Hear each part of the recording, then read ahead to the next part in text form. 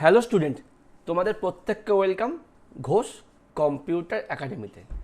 আমি সুকান্ত ঘোষ, তোমাদের online computer sir. শুরু করছি আজকের ক্লাস। আজকের ক্লাস মানে হচ্ছে আমাদের ইউনিট 3 এর 9 নম্বর ক্লাস, যেখানে আমরা দশম অধ্যায় শুরু করব।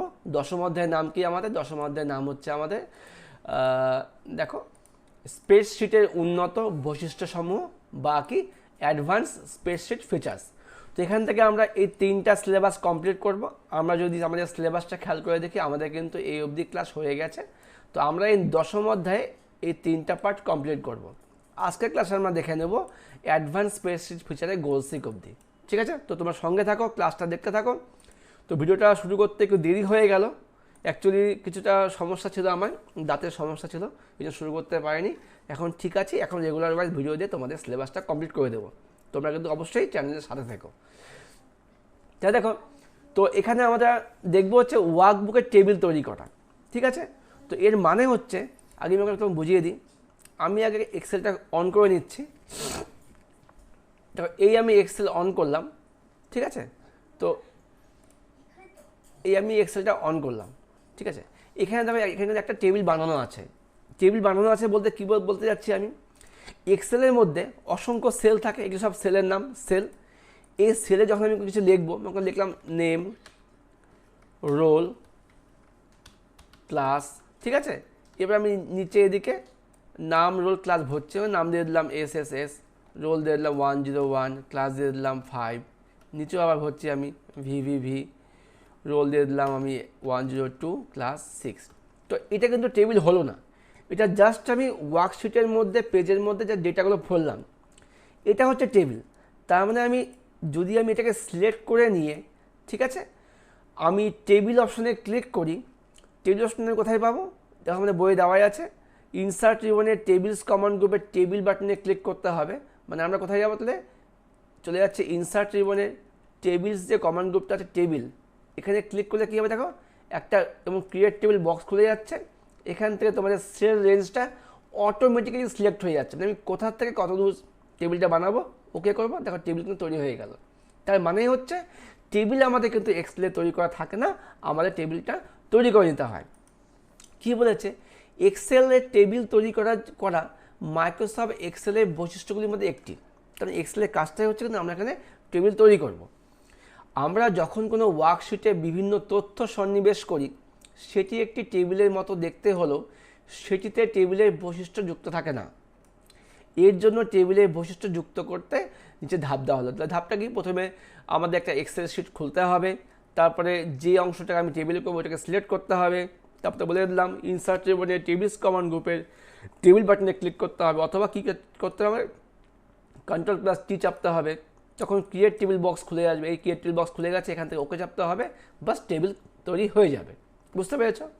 আচ্ছা, দেখো এখানে দেখিয়ে যাচ্ছে, এটা আসলে প্রথম অবস্থায়, দ্বিতীয় অবস্থায় ক্রিয়েট টেবিল, তারপরে আলটিমেটলি টেবিল তৈরি হয়ে গেল। এবার দেখেন টেবিলকে নেভিগেট করা।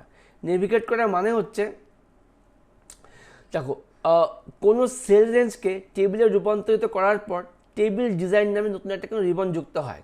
এর মানে দেখো, আমি যদি দেখো নর্মালি টেবিলে আমাদের এক্সেলের মধ্যে রিবন থাকে কতগুলো, home, insert, page layout, formulas, data, review, view আর হেল্প।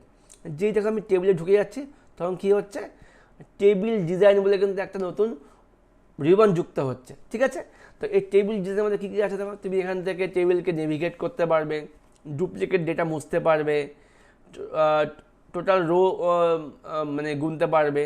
এই সমস্ত কাজগুলো কিন্তু এখান থেকে হয়। মধ্যে কথা হচ্ছে, টেবিল তৈরি করার পর নতুন একটি কলাম রিবন যুক্ত হয়, তার নাম হচ্ছে টেবিল ডিজাইন। এবারে কী বলছে এখানে, ট্যাব যুক্ত হয়। টেবিলটি সিলেক্ট অবস্থায় শুধু টেবিল ডিজাইন ট্যাবটি দেখা যায়। টেবিল তৈরি করার পর স্বয়ংক্রিয়ভাবে টেবিল 1 নাম দ্বারা শনাক্ত হয়ে থাকে। এই যে আমি টেবিলটা বানালাম, এর নামটা কি দেখো, এই ট্যাবের মধ্যে আছে টেবিল 1, দেখতে পাচ্ছ, টেবিল নেম টেবিল 1। ঠিক আছে, আমরা চাইলে কিন্তু এখান থেকে নামটা চেঞ্জ করতে পারি। ঠিক আছে, আচ্ছা, এবার ফর্মুলা বারে নেম বক্সের ড্রপ ডাউনে ওদের ক্লিক করে আমরা টেবিলের নাম সিলেক্ট করতে পারি। তার মানে হচ্ছে কি, আমি যদি আবার চলে আসি, এই যে ড্রপ ডাউন বক্সটা আছে, আমাদের এখান থেকে দেখো টেবিল নাম পেয়ে, টেবিল 1, টেবিল 2, ঠিক আছে, পেয়ে যাচ্ছি। তার মানে এটা আমাদেরকে টেবিল 1, ঠিক আছে। আচ্ছা, এটা আমাদের টেবিল 2, ওকে। আচ্ছা, তো এই কাজটা আমরা এখান থেকে নেভিগেট করতে পারি। তার মানে নেভিগেট করার মানে হচ্ছে আমি যদি টেবিল 2 সিলেক্ট করি তো টেবিল 2টা আমার সিলেক্ট হয়ে গেল, আমি এখানে যদি টেবিল 1 সিলেক্ট করি তো টেবিল 1টা আমার সিলেক্ট হয়ে যাচ্ছে। বুঝতে পেরেছো? আচ্ছা, এবার দেবো টেবিলের নাম পরিবর্তন করা, এটা কোনো ব্যাপারই না। ওই যে টেবিল ডিজাইন মানে এই টেবিল ডিজাইন যে দেখো রিবনটা যুক্ত হয়েছে, এখানে টেবিল নেম দেওয়া আছে, তুমি চাইলে এখান থেকে টেবিল 1 লেখাটা মুছে দিয়ে তোমার যে নাম দরকার ওই সে নামটা টাইপ করে দেবে, টেবিল নেম চেঞ্জ হয়ে যাবে। তাহলে কী হলো, টেবিল ডিজাইন ট্যাবের প্রপার্টিস কমান্ড গ্রুপ, এটা প্রপার্টিস কমান্ড গ্রুপের টেবিল নেমের লেখার নিচে টেক্সট বক্সে ক্লিক করে সেটাকে ব্যাকস্পেস দিয়ে মুছে নির্দিষ্ট নামটি টাইপ করে দিলেই তোমাকে টেবিল নাম চেঞ্জ হয়ে যাবে। ওকে, হয়ে গেল।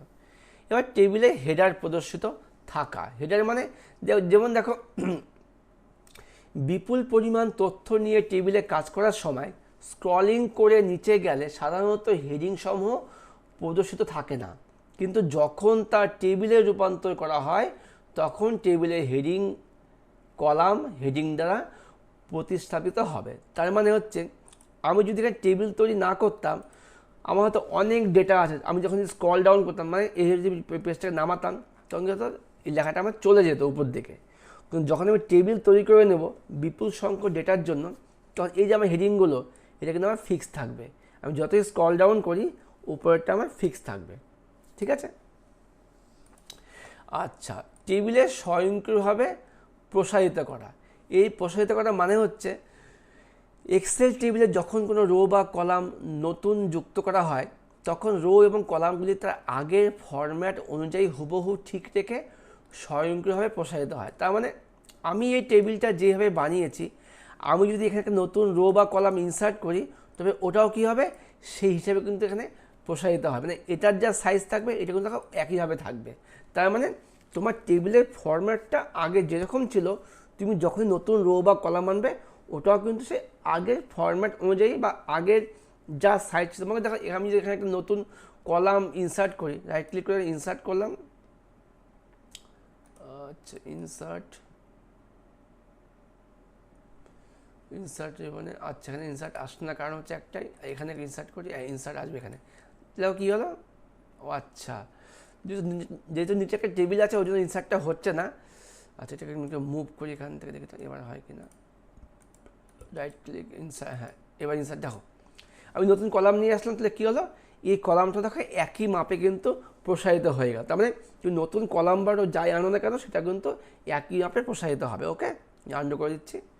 আচ্ছা এবার দেখি পরের ব্যাপারটা কী আছে। আচ্ছা এখানে একটা অপশন দেওয়া আছে টেবিল ডিজাইন ট্যাবের প্রপার্টিস কমান্ড গ্রুপের অধীনে রিসাইজ টেবিল অপশনে ক্লিক করে টেবিল রো এবং কলামকে মুছে ফেলা যায়। ও তার মানে তুমি যদি চাও টেবিলটা সিলেক্ট করে টেবিল ডিজাইনের প্রপার্টিস কমান্ড গ্রুপের রিসাইজ টেবিলে ক্লিক করে তুমি টেবিলের রোটাকে মুছতে পারবে। ঠিক আছে, ওকে করি, মানে এখান থেকে আমি মুছতে পারবো। ঠিক আছে, আমি ব্যাক স্পেস মেরে দেবো, টেবিল রোকে মুছে যাবে। আচ্ছা এবার দেখি ফর্মুলা ছাড়াই টেবিলের টোটাল ভ্যালু বের করা। আমি দেখো এখানে টোটাল ভ্যালু বের করেছে ফর্মুলা ছাড়া। কি করলো, অবশ্যই টেবিল ডিজাইন ট্যাবের টেবিল স্টাইল কমান্ড গ্রুপের অপশান কমান্ড গ্রুপের টোটাল রো চেক বক্সে ক্লিক করলে কিন্তু আমাদের টোটাল রো প্রদর্শিত হবে। ঠিক আছে, আচ্ছা যেমন দেখো এখানে আমাদের কি হয়েছে, টোটাল কিন্তু আমাদের চারটা রো আছে আমার কিন্তু এখানে প্রদর্শিত হয়েছে। ঠিক আছে, আগের টেবিল অনুযায়ী। হ্যাঁ আচ্ছা এটা হয়ে গেল। অথবা কী করতে পারি আমরা, কন্ট্রোল শিফট টি চাপলে কিন্তু আমরা টোটাল ভ্যালু বের করতে পারি। ঠিক আছে, হয় তুমি এই কাজটা করো না হয় এই কাজটা করো। তার মানে কী হলো, আমরা এখানে স্বয়ংক্রিয়ভাবে টেবিলে টোটাল ভ্যালু বের করতে পারি। এর জন্য আমাকে কী চাপতে হবে, আমাকে কিবোর্ড থেকে চাপতে হবে কন্ট্রোল প্লাস শিফট প্লাস টি, অথবা কি টি ফর টোটাল, অথবা কী হতে পারে টেবিল ডিজাইন ট্যাবের মধ্যে টেবিল স্টাইল অপশন কমান্ড গ্রুপের মধ্যে টোটাল রোকে চেক করতে হবে। তার মানে আমি কী করবো, টেবিলে গিয়ে সিলেক্ট করে আমাকে ডিজাইনে গিয়ে টোটাল রোটাকে আমাকে চেক করতে হবে। এখন এখানে আমার চেক করা আছে, আমি যদি আনচেক করতাম এটা কিন্তু আসতো না, আবার চেক করলাম চলে আসলো। ওকে, আচ্ছা এবার দেখে নিই কিছু স্পেশাল শর্টকাট কি আমাদের ব্যবহার জানতে হবে যেগুলো আমাদের কাজে আসতে পারে। কি ঠিক আছে, দেখে নাও কী কী শর্টকাট কি জানতে হবে আমাকে। প্রথমে আছে control plus shift plus L. Control shift এল কী হবে, টেবিলের হেডারে ফিল্টারিং বন্ধ হবে। আমি যদি কন্ট্রোল শিফট এল চাপি আমি সিলেক্ট করে নিলাম, কন্ট্রোল চেপে শিফট চেপে এল চেপে কী হবে দেখা আমাকে ফিল্টারগুলো বন্ধ হয়ে গেলো। আবার যদি কন্ট্রোল শিফট এল চাপি ফিল্টার যুক্ত হয়ে গেল, ফিল্টার সাইন যুক্ত হয়ে গেল। এইভাবে কি পরেরটা কি আছে শিফট স্পেস বার, কী হবে আমি যদি কোনো সেলে ক্লিক করে শিফট চেপে স্পেস বার চাপি তবে কি ওই রোটা সম্পূর্ণ সিলেক্ট হয়ে যাবে, তাই বলছে। আর যদি আমি কন্ট্রোল স্পেস বার চাপি তাহলে যেই সেলে ক্লিক করে আমি কন্ট্রোল স্পেস বার চাপবো পুরো কলামটা আমার সিলেক্ট হয়ে যাবে। এবার control plus shift plus control চেপে শিফট প্লাস, তাহলে কী হবে পয়েন্টারটা যে সেলে থাকবে সেখানে একটা নতুন রো যুক্ত হয়ে যাবে। কন্ট্রোল ডাউন অ্যারোতে কী হবে প্রয়োজনীয় হেডিংয়ে ফিল্টারিং ওপেন হবে, তার মানে আমি যে হেডিংটা ক্লিক করে আছি ওর ফিল্টারটা বক্সটা ওপেন হয়ে যাবে। ঠিক আছে, তোমাকে ওটা ওপেন করে দিল, তারপর তুমি ওখান থেকে অ্যাসেন্ডিং করবে না ডিসেন্ডিং করবে না কোনো অপশানকে চয়েস করবে, ওটা করতে পারবে। ঠিক আছে, আর কন্ট্রোল এর অনেকগুলো কাজ আছে। আমি যদি প্রথমে শুধু একবার কন্ট্রোল এ চাপি তবে আমার ডেটাগুলো সিলেক্ট হবে, দুবার চাপলে কী হবে হেডিং সহ সিলেক্ট হবে, আর তিনবার চাপলে কী হবে পুরো ওয়ার্কবুকটা সিলেক্ট হয়ে যাবে। এবার দেখে নাও আমি এখানে ক্লিক করেছি, প্রথমে কন্ট্রোল এ চাপলাম, দেখো প্রথমে ডেটাগুলো সিলেক্ট হয়ে গেল, আবার কন্ট্রোল এ পুরো টেবিলটা সিলেক্ট হলো, আবার কন্ট্রোল এ পুরো ওয়ার্কশিটটা আবার সিলেক্ট হয়ে গেল। বুঝতে পেরেছ? তোমাদের অবশ্যই এইভাবে মনে রাখবে। আর তোমাদেরকে আমি আবার বলছি তোমাদের কিন্তু এখান থেকে বড় প্রশ্ন ভাই আসবে না, বোন আসবে না, স্টুডেন্ট আসবে না, তোমরা অবশ্যই চ্যাপ্টারগুলো খুব মন দিয়ে বুঝে নাও। দেখো তোমাদের কিন্তু এবার পরীক্ষায় 35 নম্বরের প্রশ্ন আসবে মানে কম্পিউটার থেকে, যেগুলো তোমার হচ্ছে 30 নম্বর প্র্যাকটিক্যাল বেস থাকে। তো 35টা প্রশ্নের জন্য তুমি কিন্তু হাজার হাজার এমসিকিউ মুখস্থ করেও লাভ হবে না যদি না তুমি বিষয়টা সম্বন্ধে মানে একটা সম্যক ধারণা না থাকে। তো তোমাদের কিন্তু আপাতত এই ভিডিওগুলো দেখে হোক বা টেক্সট বই পড়ে হোক ব্যাপারটা জানতে হবে, জানলে দেখবে তোমরা কিন্তু খুব সহজেই অ্যান্সার করতে পারবে। আর যদি ভাবো যে জানার দরকার নেই তবে আর ভিডিও দেখারও দরকার নেই, বই কেনারও দরকার নেই, পরীক্ষা হলে যাবে একটা আইডিয়া করে নিবে, হল কালেকশন হয়ে যাবে, নাম্বার পেয়ে যাবে, সবই তোমাদের উপর কীভাবে পড়বে। যাই হোক, এবার থেকে 7 নম্বর পয়েন্ট কী বলেছে স্বয়ংক্রিয়ভাবে টেবিলে ফর্মুলা বা সূত্র ফিল হওয়া, মানে এই কাজটা কিন্তু আমরা অটো ফিল দিয়ে করতে পারি। মনে করতে আমি একটা ঘরে টোটাল মার্কস বের করেছি, তারপর কী করলাম ফিল হ্যান্ডেলে নিয়ে গেলাম, ক্লিক করে টানলাম, একা একাই কিন্তু আমার ফর্মুলাগুলো বাকি সেলে চলে আসবে। তাই বলছে একটি এক্সেল টেবিলে একটি চমৎকার বৈশিষ্ট্য কোনটা স্বয়ংক্রিয়ভাবে ফিল হওয়াটা, এর মাধ্যমে সূত্র লেখা অনেক সহজ ও পরিচ্ছন্ন হয়ে থাকে। কোনো সূত্রে টেবিলের নির্দিষ্ট কোনো কলাম বা সেলকে খুব সহজে রেফারেন্স হিসাবে দেখানো যায়। টেবিলের নাম দেখে সহজেই বোঝা যায় যে সূত্রে বা ফাংশানে কোনো ডেটার ব্যবহার করা হয়েছে। এছাড়াও বেশিরভাগ ক্ষেত্রে কোনো সূত্রকে অটোফিল করে অন্য সেলগুলিতে কপি করা যায়। মোদ্দা কথা কাজটা কী হলো আমি যদি এখানে কোনো একটা সেলে যোগ করে রাখি, আমি যদি ওটাকে ক্লিক করে টানি তবে কী হবে এই সেলে আমি কাজ যোগ করলাম, এই ঘরগুলো যোগ করলাম, নিশ্চয়ই পরেরটার মধ্যে এগুলো যোগ করবো, একা একা কিন্তু আমার সেলের নামগুলো চেঞ্জ হয়ে যাবে এবং আমার খুব সহজে আমার কাজটাও হয়ে যাবে, খুব কম সময়ে কাজটা হয়ে যাবে। ঠিক আছে, ওটাই বলেছে। আচ্ছা এবার দেখি টেবিলকে রেঞ্জে রূপান্তর করা, মানে রেঞ্জ বলতে আমরা কী বুঝি, আমার রেঞ্জ বলতে বুঝি হচ্ছে A1:A7 বা A1:C9 রেঞ্জ। তো আমি একটা টেবিলের নামকে রেঞ্জে রূপান্তর করতে পারি কী করে, অবশ্যই টেবিলটাকে সিলেক্ট করতে হবে, তারপর টেবিল ডিজাইন ট্যাবে টুলস কমান্ড গ্রুপে কনভার্ট টু রেঞ্জে ক্লিক করলে কী হবে আমাদের কিন্তু টেবিলটা রেঞ্জে রূপান্তর হয়ে যাবে। তাহলে মধ্যে কথা কী হচ্ছে আমরা একটা সিলেক্ট করে নিয়ে কী করবো টেবিল ডিজাইনে গিয়ে টুলস কমান্ড গ্রুপে কনভার্ট টু রেঞ্জে ক্লিক করবো, ইয়েস করলে কিন্তু আমার এটা তারপর রেঞ্জে রূপান্তর হয়ে গেল। ঠিক আছে, আচ্ছা এবার দেখে নিই আমরা পরের পার্টটা চার্ট ও গ্রাফ নিয়ে কাজ করে, এটা একটা ভালো জিনিস। আচ্ছা চার্ট ও গ্রাফ বলার আগে একটা বিষয় আমার বলার আছে সেটা হচ্ছে গিয়ে একবার তোমাকে দেখিয়ে দিই। আমি মনে করো আমি একটা টেবিল এখানে বানাচ্ছি, দেখে নাও আমি কিছু নাম দিচ্ছি এখানে ইউ বি, ঠিক আছে। তো আচ্ছা আমি এখানে এইটার নাম দিচ্ছি মার্কস নাম দিয়ে দিচ্ছি, আর এই ক্লাসটাকে আমি মুছে দিচ্ছি। ঠিক আছে, মুছে দিয়ে এখানে দিয়ে দিলাম এ মার্কস 103 পেয়েছে, এ 105 পেয়েছে। ঠিক আছে, আমি এবার চাচ্ছি এই ডেটার উপর ভিত্তি করে আমি একটা চার্ট তৈরি করবো। ঠিক আছে, দেখে নাও। তো আমি ডেটাকে সিলেক্ট করলাম, ইনসার্ট রিবনে চার্টস কমান্ড গ্রুপে দেখো অনেক ধরনের চার্ট আছে। এটার নাম কি কলাম চার্ট, এটার নাম কি হায়ারার্কি চার্ট, এটার নাম হচ্ছে এরিয়া চার্ট, এর নাম স্ট্যাটিস্টিক্স চার্ট, এর নাম পাই চার্ট, এর নাম লাইন চার্ট ইত্যাদি। আমি যদি ভাবি আমি এর উপর একটা কলাম চার্ট তৈরি করবো, সিলেক্ট করে নিয়েছি, কলামে ক্লিক করলাম, একটা যে ধরনের কলামে আমি অপশান নিয়ে নিচ্ছি, আমি এখানে 2D 3D জাস্ট ক্লিক করলাম, কলাম চার্ট নেওয়া তৈরি হয়ে গেল। দেখতে পাচ্ছ? তো চার্টের তাহলে কাজটা কী হলো, এখানে আমার নাম দেওয়া আছে আর মার্কস দেওয়া আছে। চার্ট দেখে আমি খুব সহজেই বুঝতে পারছি যে কার মার্কস বেশি, কে কত মার্কস পেয়েছে, তবে চার্ট দিয়ে বোঝাচ্ছে। তাহলে মধ্যে চার্টের কাজটা হচ্ছে আমাকে একটা গ্রাফিক্যালি আইডিয়া দিচ্ছে। যেমন তোমরা দেখবে যখন ইলেকশন হয়, সিপিএম, কংগ্রেস, তৃণমূল যে ভোটগুলো পায় একটা গোল চার্টের মাধ্যমে দেখায়, ওটা কিন্তু হচ্ছে পাই চার্ট। তুমি দেখো আমি এখানে পাই চার্টও তৈরি করতে পারি, সিলেক্ট করে নিলাম, ইনসার্ট রিবনে চার্টস কমান্ড গ্রুপে পাইতে ক্লিক করে পাই চার্ট তৈরি হয়ে গেল। এই হলো পাই চার্ট, বুঝতে পেরেছ? ঠিক আছে, তো পাই চার্টের মাধ্যমে এইভাবে দেখানো যায়। তো আবার তোমরা যদি দেখো যে যখন ক্রিকেট ম্যাচগুলো হয়, কোন ওভারে কত রান হয়েছে, ওটা চার্ট করে দেখায়। মধ্যে কথা এই হলো চার্ট। এবার দেখো চার্টের বিভিন্ন নামগুলো আছে। তো চার্ট তৈরি হওয়ার পর একটা রিবন যুক্ত হচ্ছে কি, চার্ট ডিজাইন এবং ফরম্যাট। ভালো করে খেয়াল করো, টেবিল তৈরি করার পর যুক্ত হয় টেবিল ডিজাইন, চার্ট তৈরি করার পর যুক্ত হয় চার্ট ডিজাইন। এই ডিজাইন ট্যাবের কাজটা কি, তুমি চার্টটাকে স্টাইল করতে পারো, এখান থেকে কোন ধরনের চার্ট তুমি নেবে। ঠিক আছে, বিভিন্ন অপশন আছে, তোমার যার যেমন দরকার সেইভাবে চার্টগুলো ডিজাইন করতে পারবে। ঠিক আছে, আচ্ছা, বইও তাই বলেছে কীভাবে কলাম চার্ট তৈরি করবে। দেখো এখানে দেওয়া আছে, ওয়ার্কশিটে বিভিন্ন ডেটাকে রেখাচিত্রের মাধ্যমে প্রকাশ করাকে বলা হয় চার্ট বা গ্রাফ। ওয়ার্কশিটে উপস্থিত চার্টকে গ্রাফের মাধ্যমে প্রকাশ করা যায়। চার্ট বিভিন্ন ধরনের আছে, কী কী, কলাম চার্ট আছে, লাইন চার্ট আছে, পাই চার্ট আছে, বার চার্ট আছে ইত্যাদি। ঠিক আছে, কীভাবে কলাম চার্ট তৈরি করবে একটা স্টেপ দেখে নিন, বাকি সব স্টেপ একই হবে আমাদের। ঠিক আছে, কী বলছে, যে ডেটা রেঞ্জের উপর ভিত্তি করে কলাম চার্ট তৈরি করতে হবে, সিলেক্ট করতে হবে। তারপর কী বলেছে, ইনসার্ট রিবনে চার্টস কমান্ড গ্রুপে কলাম বাটনে ক্লিক করতে হবে। এরপর বিভিন্ন ধরনের কলামের চার্টের লেআউট দেখা যাবে, যেখানে দেখা যাচ্ছে লেআউট 2D 3D কলাম দেখা যাচ্ছে, যেখানে এক প্রকার তুমি লেআউট চুজ করে নেবে, বাস তোমাদের নিচে কলাম চার্ট তৈরি হয়ে গেল। বুঝতে পেরেছো? তাহলে আমরা কিন্তু এইভাবে কলাম চার্ট তৈরি করতে পারি। ওকে, একইভাবে কিন্তু আমরা কী করতে পারি, দেখো একইভাবে কিন্তু আমরা ওখানে লাইন চার্ট তৈরি করতে পারি। একই লাইন চার্ট দেখতে আমার লাইনের মতো করে হয়।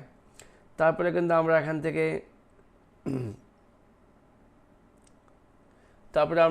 দেখো লাইন চার্টের মধ্যে বিভিন্ন অপশন আছে, লাইন, স্ট্যাক লাইন, 100% স্ট্যাক। যেমন কলামে কী ছিল, 2D column 3D column, line চার্টের মধ্যে ভাগ আছে এগুলো, stack line, line with Marcus, stack line ইত্যাদি, এই ধরনের কিন্তু অপশনগুলো আছে। আচ্ছা, একটু দেখো তারপরে কী আছে এখানে, পাই চার্ট তৈরি। পাই চার্ট তোমাদের আমি দেখিয়ে দিয়েছি, পাই চার্ট দেখানো হয়, যেমন 2D পাই আছে, 3D পাই আছে। তো তুমি যে চার্টই বানানো কেন, প্রত্যেকের স্টেপ কিন্তু স্টুডেন্ট একই। সকল ক্ষেত্রে কি আমাকে সিলেক্ট করতে হবে, তারপর ইনসার্ট যেমন যেতে হবে, চার্টস কমান্ড গ্রুপ থেকে কোন ধরনের চার্ট নেবে তার একটা লেআউট তোমাকে চয়েস করতে হবে, তখন তোমার চার্ট তৈরি হয়ে যাবে। ওকে, আচ্ছা, এবার আমরা দেখে নেবো হচ্ছে পরেরটা, দেখে নিই। এই আমাদের পাই চার্টের ধরন দেখতে পেয়েছো। আচ্ছা, বার চার্ট, বার তোমার দেখতে এরকম হয়, 2D বার 3D বার হয়। ঠিক আছে, বার হয়, কলাম যেমন লম্বালম্বি হয়, বার তোমার এইভাবে হয় বারগুলো। ঠিক আছে, আচ্ছা, এবার কি আছে, চার্ট ডিজাইন ট্যাব। আমি তোমাদের বলে দিলাম, চার্ট তৈরি হওয়ার পর একটা নতুন রিবন যুক্ত হয় চার্ট ডিজাইন বলে। এর মধ্যে কী আছে, আমাদের চার্টের লেআউট দেখা যায়, চার্টের স্টাইল, ডেটা টাইপ, লোকেশান, এই নামক 5টা কমান্ড গ্রুপ থাকে। তার মধ্যে কি chart layout, chart style, data type এবং লোকেশান, এখানে জায়গা হয়নি দেখে নিচে দিয়েছে। ঠিক আছে, আচ্ছা, এইগুলো এক একটা এক রকমের কাজ আছে। আচ্ছা, এবার আরেকটা ট্যাবও যুক্ত হয়, তার কি ফরম্যাট ট্যাব। তোমাদের আমি দেখিয়েছি একটা চার্ট ডিজাইন, এটাকে ফরম্যাট ট্যাব। তো এই ফরম্যাট ট্যাবের মধ্যে কী কী আছে, এই জীবনে current selection, insert shape style, word art, style, accessibility, arrange, size, এই মোট 7টা গ্রুপ কিন্তু এখানে দেখা যায়। ওকে, এগুলো current selection, insert shape style, তারপরে word art style, accessibility, arrange এবং সাইজ কিন্তু এই 7টা কমন গ্রুপ এই ফরম্যাট ট্যাবে দেখা যাচ্ছে। এবার চার্টের বিভিন্ন অংশ, একটা চার্ট যে আমি বানাচ্ছি এই বিভিন্ন অংশ থাকে, ভালো করে বোঝো এটা। হ্যাঁ, ওয়ার্কশিটে তুমি যে কোনো চার্ট যুক্ত করলে সেই চার্ট সিলেক্ট করলে পাশে 3টা বাটন দেখা যাচ্ছে, এই একটা বাটন, এই একটা বাটন, এই একটা বাটন। এটার নামটা কি, এটার নাম চার্ট এলিমেন্ট, এটার নাম চার্ট স্টাইল, এটার নাম চার্ট ফিল্টার। তো আমি যদি দেখো, আমি এখানে এই যে চারটা এখানে সিলেক্ট করেছি, পাশে তো 3টে বাটন দেখা যাচ্ছে, চার্ট এলিমেন্ট, চার্ট স্টাইল আর চার্ট ফিল্টার। ঠিক আছে, এই এক একটা অপশনের মধ্যে কিন্তু আমার বিভিন্ন ধরনের কাজ আছে। ঠিক আছে, তুমি যদি আমি চার্ট টাইটেলটা দেবো না আমি, তাহলে টাইটেলটা মুছে গেল, আবার টাইটেলে ক্লিক করো, টাইটেল চলে আসলো। ডেটা লেভেল দেখাবে না, অন করো, চলে আসবে। লিজেন্ড, এটা আমার লিজেন্ড, চলে গেল নিচ থেকে, আবার চলে আসলো। ঠিক আছে, এই ধরনের 3টে অপশনে 3 রকমের কাজ আছে। তো কী বলেছে এখানে, তাহলে মধ্যে কথা কী হলো, একটা চার্ট তৈরি হওয়ার পর কিন্তু আমাদের পাশে 3টে অপশন দেখা যায়। এখানে চার্ট এলিমেন্ট, চার্ট স্টাইল এবং চার্ট ফিল্টার। চার্ট এলিমেন্টে কি, কোনটা, এটা হলো চার্ট এলিমেন্ট আমাদের। এর মধ্যে কি অ্যাক্সেস থাকে, অ্যাক্সেস টাইটেল থাকে, চার্ট টাইটেল থাকে, ডেটা লেভেল থাকে। তুমি যে ধরনের চার্ট বানাবে তার উপর ডিপেন্ড করে চার্ট এলিমেন্ট দেখা যাবে। তারপর কি চার্ট স্টাইল, চার্ট তুমি চার্টটা তুমি দেখতে কীরকম হবে, তুমি এরকম দেখাবে না এরকম দেখাবে, এরকম দেখাবে, এটা চার্ট স্টাইলের মধ্যে থাকে। তারপরে চার্ট ফিল্টার, ফিল্টার মানে হচ্ছে তুমি এখান থেকে ছেঁকে নিতে পারবে যে আমি কোন কোন অপশন আমি এখানে শো করাবো, ফিল্টার করবো, ছেঁকে নেবো, ওইরকম চার্ট ফিল্টারের মধ্যে থাকে। তোমরা পারলে এগুলো করে স্ক্রিনশট নিয়ে নাও, দেখে নিতে পারো, বা যাদের বই আছে জাস্ট একবার গো থ্রু মানে রিডিং করে নিও, তাহলেই হয়ে যাবে। ঠিক আছে, আচ্ছা এবার দেখবো আমরা চার্ট এরিয়া। একটা চার্ট তৈরি হওয়ার পর আমাদের চার্ট এরিয়ার মধ্যে কী কী অংশগুলো থাকে, খুব মন দিয়ে দেখবে, এটা বুঝতে হবে। চার্টের চারদিকে যে চৌকো বক্স থাকে তাকে চার্টটি অবস্থান করে, তাকে চার্ট এরিয়া বলে। মানে হচ্ছে একটা চার্টের কিন্তু বিভিন্ন অংশ থাকে, একটা হলো চার্ট এরিয়া। ঠিক আছে, তাহলে কী বলছে, চার্টের ধরনের উপর নির্ভর করে চার্টের অংশগুলি ভিন্ন ভিন্ন হয়। যেমন লাইন চার্টের ক্ষেত্রে যে অংশগুলি থাকবে, পাই চার্টের ক্ষেত্রে আবার সেই অংশগুলো আলাদা হতে পারে। তবে প্রত্যেকটা চার্টে কয়েকটা অংশ সেম থাকে, যেমন কি চার্ট এরিয়া সেম থাকে, গ্রিড লাইন হচ্ছে দাগগুলো গ্রিড লাইন বলা হয়, চার্ট টাইটেল এটা সেম থাকে, এরর বার হচ্ছে এরর বার, লিজেন্ড হচ্ছে এগুলো, এই যে অপশানটা লিজেন্ড বলা হচ্ছে, ডেটা লেভেল একটা অংশ, ডেটা টেবিল একটা অংশ, এই অপশানগুলো কিন্তু সব চার্টে কমন থাকে। ঠিক আছে, তো আমরা এখানে চার্ট এরিয়া দেখে নিলাম। চার্ট টাইটেল কোনটা, এটা হলো চার্ট টাইটেল, যেখানে চার্টের নাম দেওয়া হয়। লিজেন্ড কোনটা, এখানে তোমার মার্কার দেওয়া হয়, মানে তোমার এই লিস্টটা কিসের উপর ভিত্তি করে হচ্ছে, তো লিজেন্ড। প্লট এরিয়া, চার্টটা তোমার কোন জায়গায় স্থাপন হয়েছে, প্লট ইত্যাদি। এবার হচ্ছে 10.7, এখানে কি আছে, ডেটাকে এক্সপোর্ট বা ইম্পোর্ট করার পদ্ধতি। এর মানে কি, আচ্ছা ইম্পোর্ট আর এক্সপোর্ট, মনে করো তুমি একটা কাজ করেছো, তুমি একটা জিনিস মানে তুমি কিছু এখানে তৈরি করছো, তুমি ওটাকে কোথাও বিক্রি করছো, ওটা তোমার ইম্পোর্ট হলো। আর যখন তুমি অন্য কোথাও জায়গা থেকে মাল কিনে আনবে, ওটা হলো এক্সপোর্ট।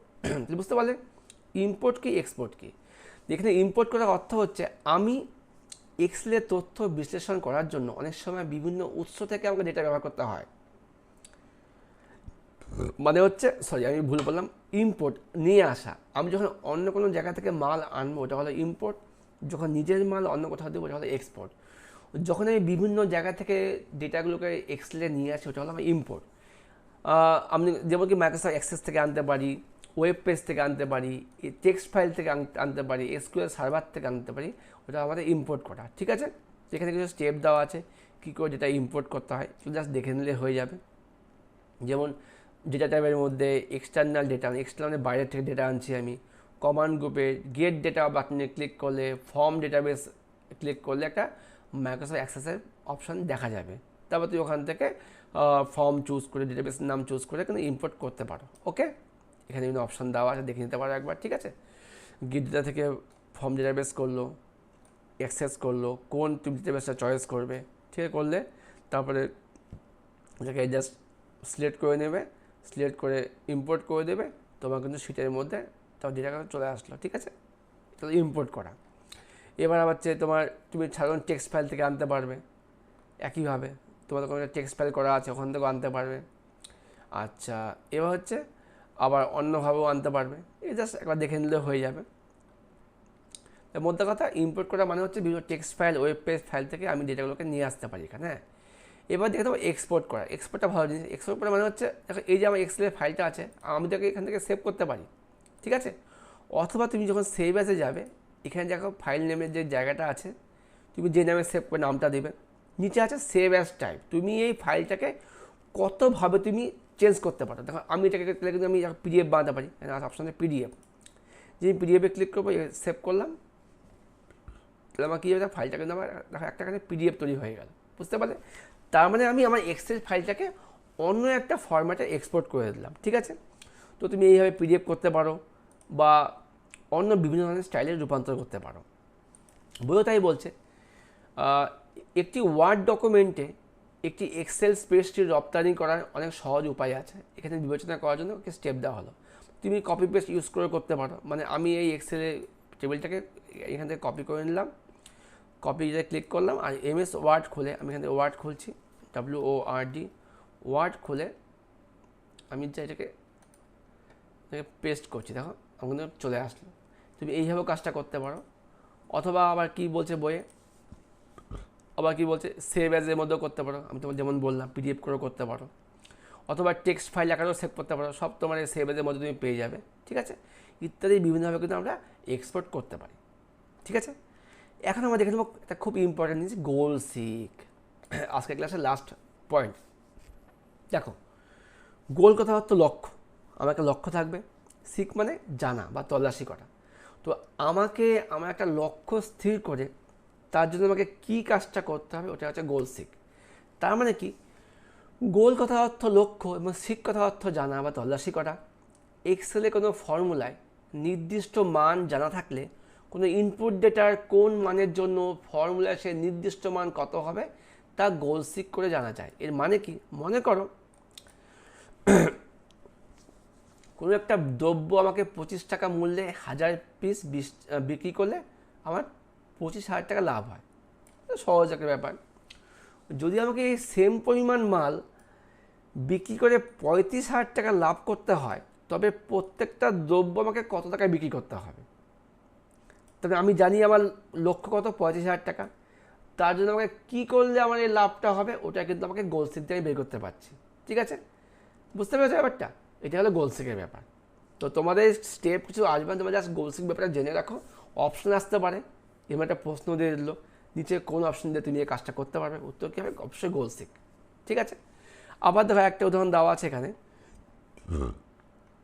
একটা ভালো উদাহরণ দেখাচ্ছে তোমাকে আমি। মনে করো আচ্ছা, মনে করো এটা, মনে করো এখানে দেখো বাংলা দেওয়া আছে, ইংলিশ দেওয়া আছে, ম্যাথ দেওয়া আছে, টোটাল মার্কস হচ্ছে 174। তো আমাকে যদি এই মার্কসটাকে 200 করতে হয়, এটা দেওয়া আছে, যদি আমার টোটাল মার্কস 174-এর পরিবর্তে 200 করতে হয়, তবে আমাকে অঙ্কের নাম্বারটা বাড়াতে হবে। তো অঙ্কের স্কেলে কত নাম্বার বাড়লে আমার টোটাল মার্কসটা 200 হবে, ওটা কিন্তু আমরা গোল সিক দিয়ে করতে পারি। কিন্তু খুব সুন্দরভাবে স্টেপটা দেওয়া আছে। প্রথমে D2-তে ক্লিক করতে হবে তুমি যেখানে কাজটা করবে, তারপরে হচ্ছে কিবোর্ড থেকে Alt+AWG চাপলে গোল সিকের বক্সটা খুলে যাবে এখানে আমাকে, ঠিক আছে। এবার এখানে তোমাকে D2 সিলেক্ট করতে হবে, কত ভ্যালু তোমার দরকার, 200 দরকার। এবার তুমি কোন সেলটাকে চেঞ্জ করবে 200-র জন্য, আমি চেঞ্জ করবো এই সেলটাকে, দিয়ে দেবে, ওকে করবে, বাস তোমার এখানে 200 হয়ে যাবে। আর তোমার ম্যাথ ছিল 39, এটা হয়ে গেলো 65, মার্কস 200 পেয়ে গেলে। এই ছিল তোমাদের গোল সিক। তো স্টুডেন্ট, আজকে ক্লাসটা আমরা এখানে শেষ করছি। তো এরপরে ক্লাসে আমরা পরের পার্টটুকু দেখে নেব। পরের পার্ট বলতে আমরা রিপোর্টিং অ্যান্ড প্রেজেন্টেশন রেজাল্ট দেখে নেব। তো আশা করি পরের ক্লাসে আমরা এই দুটো পার্ট শেষ করে দেবো, আর বেশি ক্লাস লাগবে না স্টুডেন্ট। একটু সরি বলছি, কারণ ভিডিও দিতে দেরি হয়েছে, কিছু করার ছিল না। যাই হোক, চেষ্টা করবো তোমাদের সিলেবাসটা কমপ্লিট করে দেওয়ার। মোটামুটি বেশি মানে most of the syllabus complete করে দেওয়াই আছে, জাস্ট লাস্ট চ্যাপ্টারটা বাকি ছিল। তো তোমরা চ্যানেলের সঙ্গে থেকো, ভিডিও কেমন লাগছে জানিও, ভালো লাগে লাইক করে দিও, খারাপ লাগলে কমেন্ট করে জানিও। দেখা হচ্ছে পরবর্তী ক্লাসে। ততক্ষণের জন্য ভালো থাকো, সুস্থ থাকো, মন দিয়ে পড়াশোনা করো। বাই।